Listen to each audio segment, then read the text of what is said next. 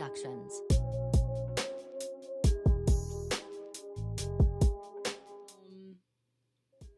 So to be honest, I've been wanting to record a YouTube video for a minute.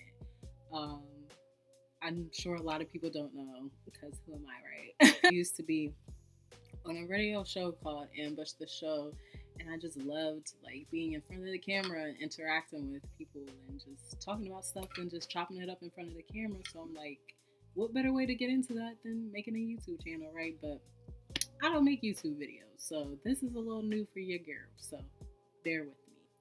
I really just wanted to make a video talking about 2018 because it seems like 2018 has snatched everybody's wig and edges, and that did not skip over me because underneath all this, I am bald.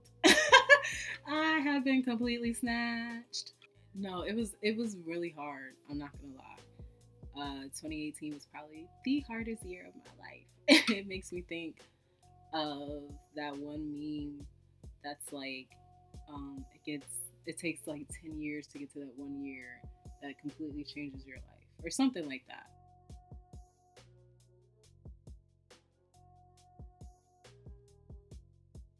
And to be honest, this year was that year for me because I feel like a completely different person just because of everything I've been through in this 365. So let me just start from the beginning. So at the end of 2017, the fall of 2017, I moved into my own place, um, which was about 30 minutes away from home. I wanted to move closer to my job. My first apartment out on my own, like, I can't lie, it was really nice. I was really blessed to have a place like that in a community like that. And yeah, when I first moved in, I loved it. At that time, also, I was in grad school. I was a full time grad student, and I was working part time. I would leave work, travel back um, to my hometown, which was like 45 minutes away from work, and I would get there just in time to like go to class for like 2 hours, 2.5 hours, and then after that, I would like go eat dinner with my family and chill at my parents' house, and then I would go back home and get ready for the next day. And I think just like after time, uh, I just got really exhausted. Like my days were really long, the workload was a bit much. And just to add to that, my part time job was working with preschoolers who have autism. Now, anybody who works in that field knows that that's not an easy job. At that specific place, it was filled with a lot of children who had very, very difficult behaviors. So every day I was going to work, like doing a full workout, working with these children, these students, and then I would leave and go to class. And by the time I was done with that, I was so tired. More of that, and then like internships started, and that was a whole other situation. Grad school got to the point for me where it was like I can't do this anymore. I felt like I was giving it everything and it wasn't giving me enough back. Like I wasn't getting support from my professors and the staff and whatever on campus. Like I wasn't it didn't seem worth it anymore. At a certain point in time I felt like I was really uh, risking my mental health, and I say that because I was just so stressed and high strung all the time, and then when things wouldn't go right with the program or with an assignment or something, I would get like extremely depressed. And this was happening all the time. It was like a cycle. And then like when you're not getting the support from your professors, or you feel like you can't really reach out and talk to anybody about it, then what are you supposed to do?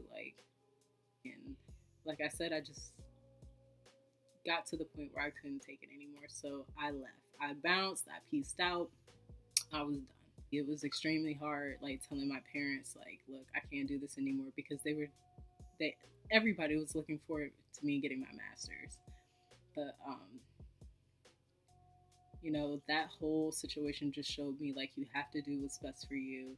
You have to listen to yourself, and you have to know your boundaries and what you can take and what you can't.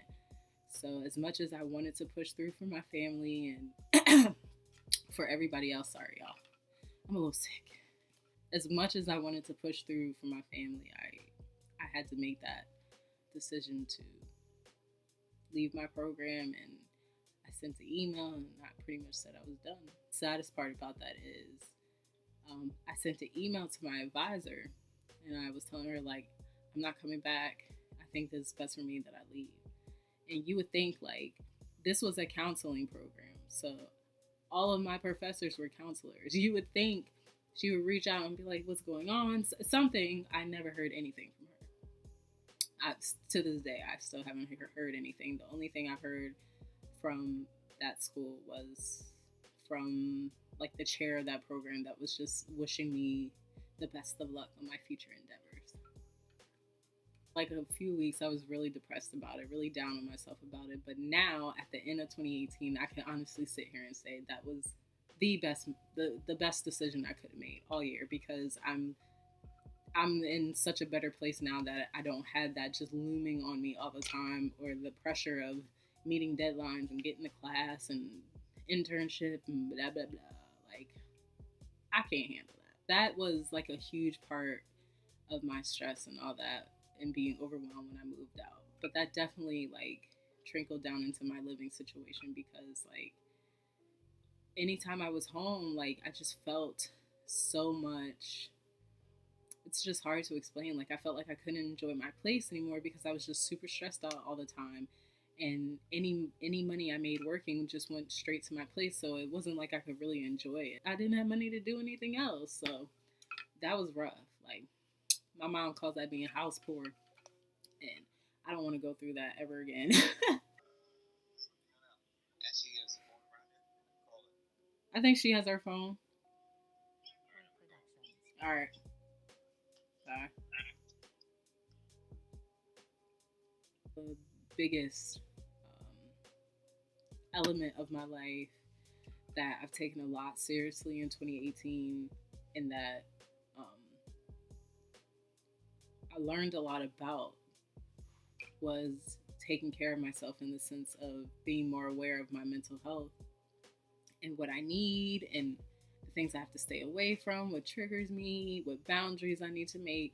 For one, I had to learn how to say no and mean it, and you know, set those kind of boundaries, and not allow people to take advantage of me, and just sticking up for myself, really. And I got to that point because I allowed people to take advantage of me, and I allowed people to treat me crazy. And I just got to the point where I was like, no, I can be nice, but I'm not going to let you run all over me. And honestly, this year that meant, like, I went through it with like family, close friends. Like, you have to set boundaries, and it's not easy because it's very uncomfortable.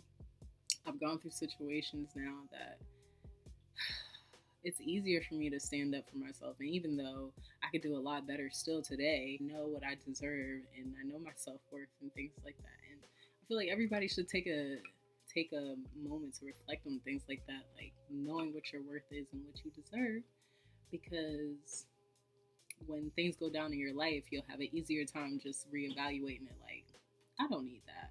Like, right?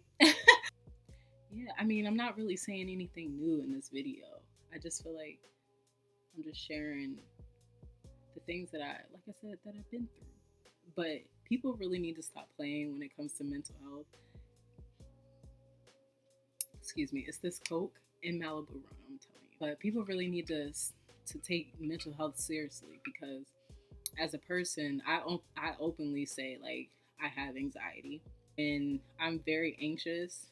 Um, I feel like the panic building and stuff, but I've gotten to the point where I learned how to um, not have a panic attack. A lot of people like me out there who suffer in silence and don't get the help that they need, and it's basically because of stigma and how people still look at mental health, and how people just don't know how to take care of themselves, in a sense. Like, it's easy to say, like, go get the help you need, but what does that really mean? For me, I can say that I've gotten a therapist that I've been seeing for a couple years.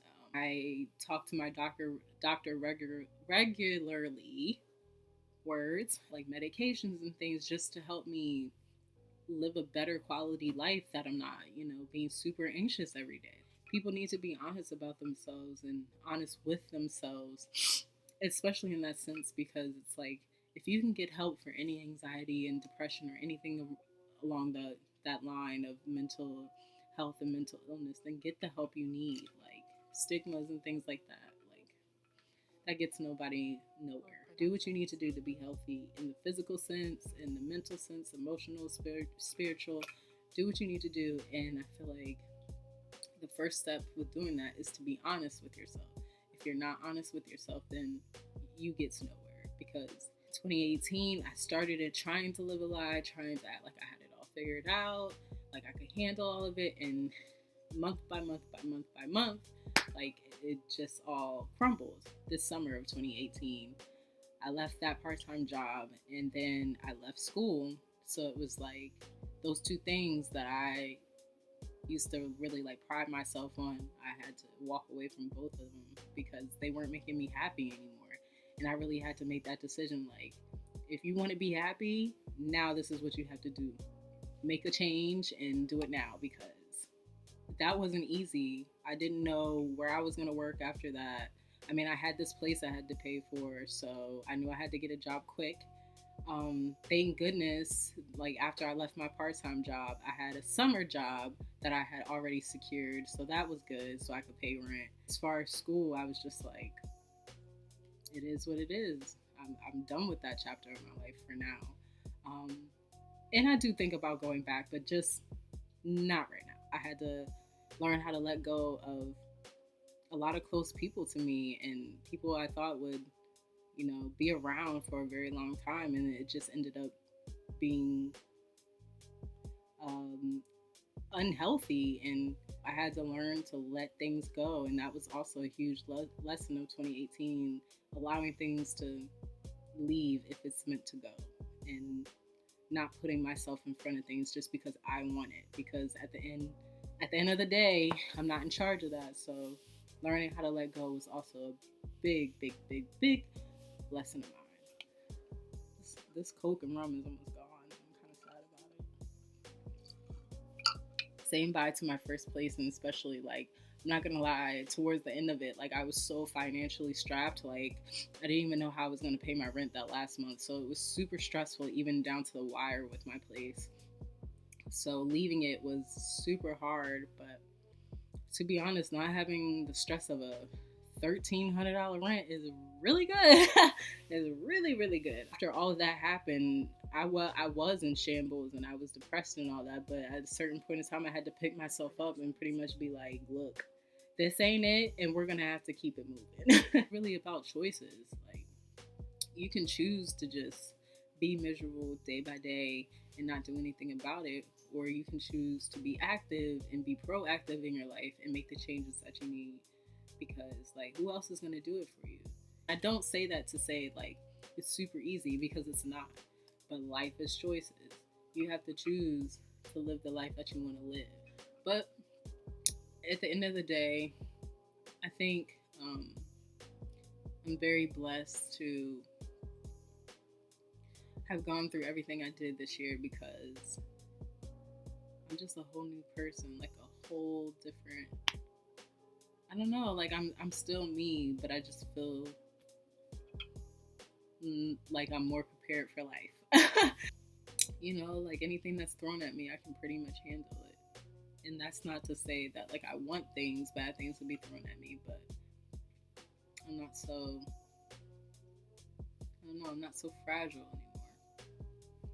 I guess my hopes for 2019 are just that I continue to grow, that I don't get in the way of myself, continue to progress, and I have a lot of things that I want to work on and that I want to do, and I used to, like, my anxiety used to get in the way of it, just general fear of, like, failing used to get in the way of a lot of things, but I don't have that fear anymore. Like, I want to try new things and, do my thing in 2019, pretty much. Just don't sit on anything these days. If you feel like you need to do something, you want to do something, just do it. Like I said, continue to be honest with yourself and, don't let these people out here get you down, because that's easy. And don't let these people turn you cruel. Keep a kind heart, keep an open heart, and just continue to be a good person, spread positivity, things like that, because it goes a long way. And always keep a heart of gratefulness, because that's probably the thing that's helped me the most. I had everything I wanted, and then it's gone now. But I'm happier now because I'm just so grateful for what I have now. I have so much less, and I'm just so grateful for that, and I'm super blessed. And I wouldn't change that for anything. I'm going into 2019 with a hopeful heart, and I hope everybody else is too. This is pretty much all I have. I feel like I'm gonna start rambling and start preaching and stuff, and I don't want to do that. And so, yeah, enjoy the new year. Peace and blessings, and cheers to 2019, I guess. Peace.